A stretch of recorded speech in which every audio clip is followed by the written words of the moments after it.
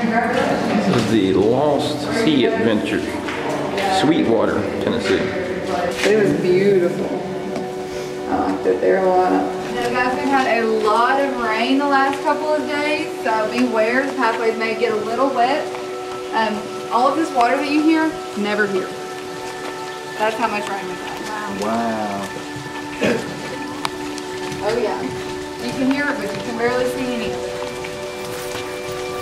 About halfway down the bridge, there's a really low rock, so just watch your head and be careful.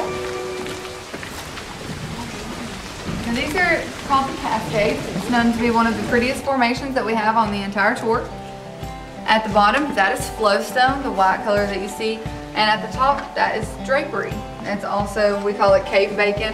Kind of looks like bacon when we turn out the lights.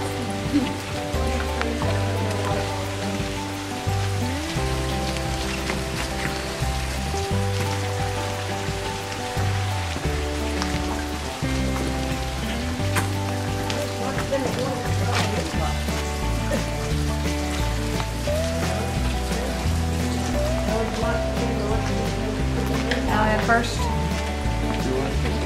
Okay. Alright guys, I hope you enjoyed the tour. See you later. It was a short one. Now we are changing from the concrete path that we're on now onto a clay pack pathway. It's also going to be a little muddy. Be very careful. Uneven, kind of damp. Bad combination. Now up here in the top corner, this is called the Bell of Tears. It is an active formation, which means it does drip and grow often. When we have a lot of rainfall, kind of like now, you'll see it dripping occasionally. That's actually, it's growing. It looks kind of like it's crying, so that's where it got its name, the Bell of Tears. Alright guys, this room here we just walked around, this is called the Indian Council Chambers. We had a group of Native Americans use this room as a place to host council meetings, secret powwows, things like that in the 1800s. No one knew about the Native Americans being down here until a couple of teenage boys found all of the artifacts left behind in 1920. Now above my head, this formation here, these are called anthodites. That's a Greek word. Y'all are more than welcome to come in around this way if you want to.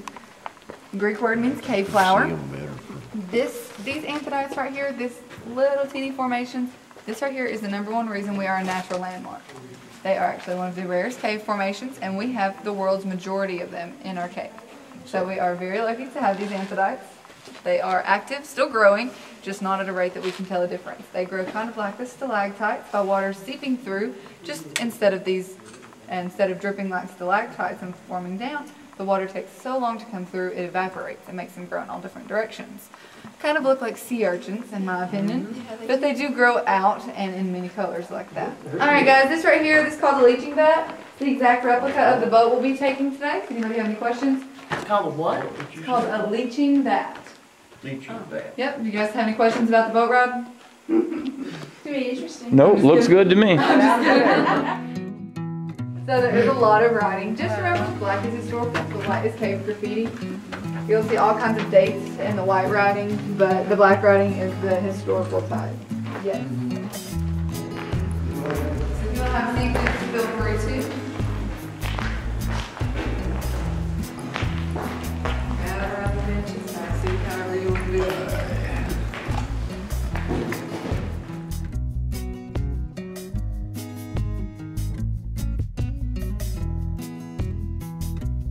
This is the room here that I show you guys total darkness. It's going to be complete and natural dark down here.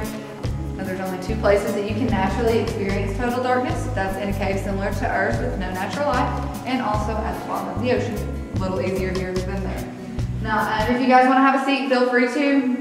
I'm going to turn the lights off, get close to someone you know or someone you want to know. Either way. Alrighty, and 1, 2, 3. This is total darkness. This is also what it's like to be completely blind. Yeah, I thought you read it. Really? This is what it's like. And if you put your hand in front of your face, you can't see shadows or anything. It's not there. Yeah. If you want the lights on, simply just raise your hand off the camera. I'm completely 100% comfortable with you guys down here in the dark. That's pretty scary. Yeah, it like blows it. Yeah, you're probably not going to see much in there. I'm sorry. But that room's actually one of the biggest rooms that we have access to. It's one of the biggest rooms that we have access to. That? Yeah. This one? Yes. Bigger than this? Oh yeah, it's about, okay, from the Baby Grand Canyon that we were looking at the amphibians, all the way to this room is smaller than that room.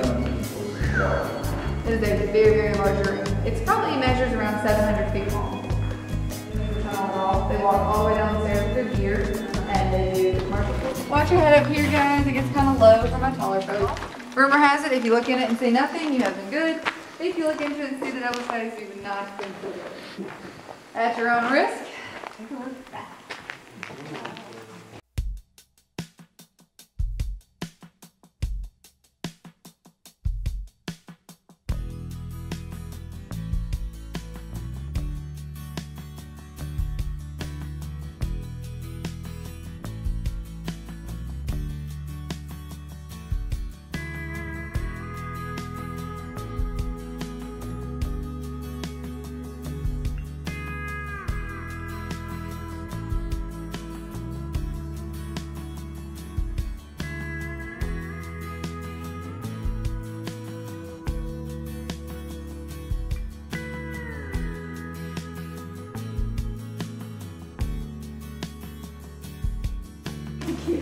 Alright guys, this is a very, very steep hill. If I can get all of you guys to stay to the right hand side, left hand rail ends as soon as you need it. So just be very careful.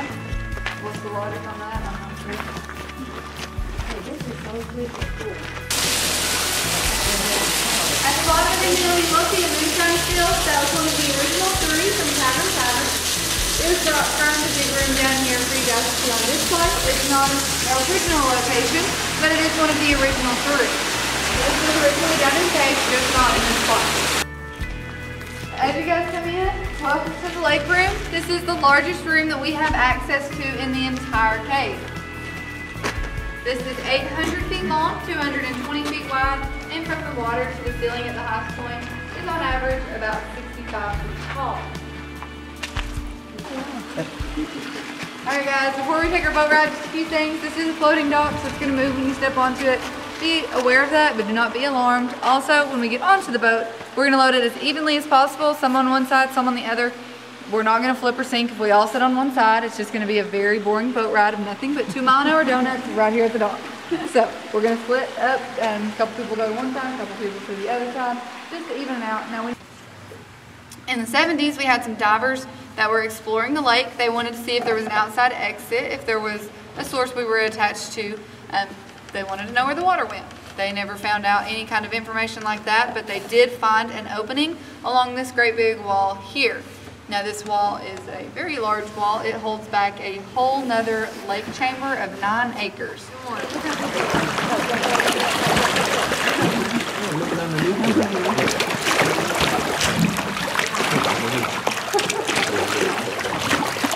I promise you, these fish act like they're starving. They are not hurting for a meal, I promise. Alright, you can tell. Little husky there.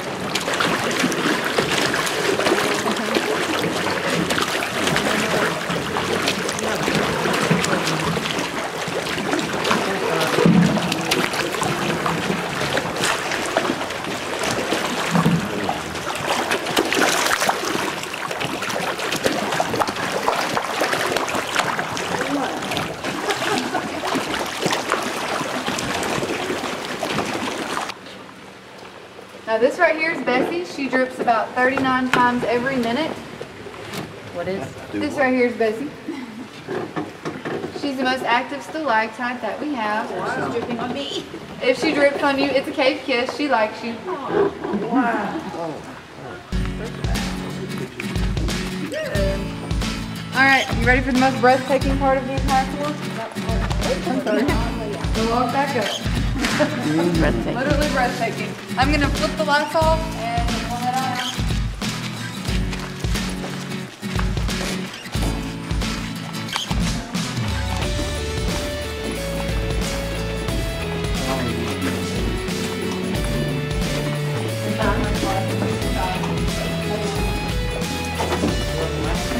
Watch your head, guys. You know, of course, have your handrails and stuff go on. The wood is so one that I always want to make it all in face. But I have to do that kind of stuff.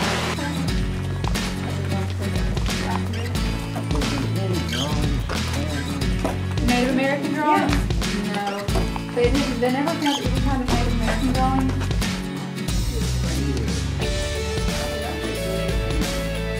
On the other day. Yeah.